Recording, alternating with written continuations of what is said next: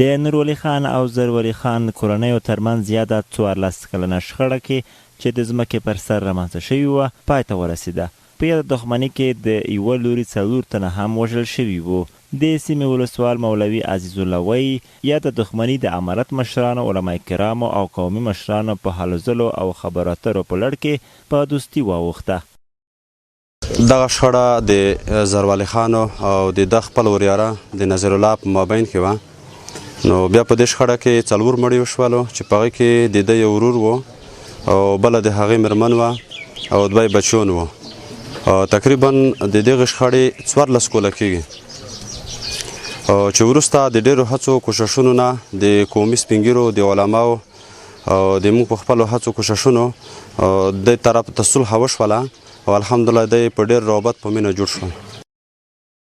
د سولې په یادو خبرو کې د امارت مشران، قومي سپین ږیري او دیني علما کرام هم موجود وو.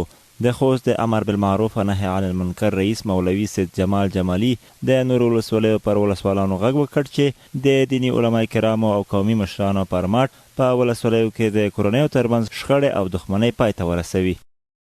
موږ په ټول علما کرامو باندې او خاص کر په مسؤلینو ملګرو باندې او د قومي مشرانو باندې دا موږ غږ کوو د امارت طرف نه چې چیرته په کوم ځای کې په کومه ولسوالۍ کې داسې قومي شخړې وي یا د پلرونو وي یا د قومونو وي یا د ورونو په مابین کې وي، لکه څنګه چې دا مشکل حل شوه، دې لپاره په اخلاصانه یعنې په اخلاص سره قدم پورته کړي.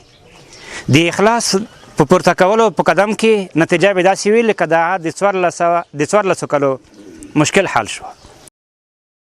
بلخوا هغه کورنۍ چې ترمنځ یې د دوستي رامنځته شوه په ټولو خوستوالو غږ وکړ چې خپلمنځي دښمنۍ پای ته ورسوي او د ژوند له ازادۍ او نعمتونو خوند واخلي.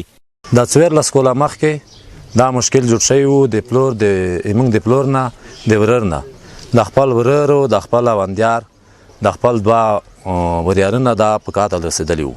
په دا موضوع په دا منځکه جوړه شوې وه.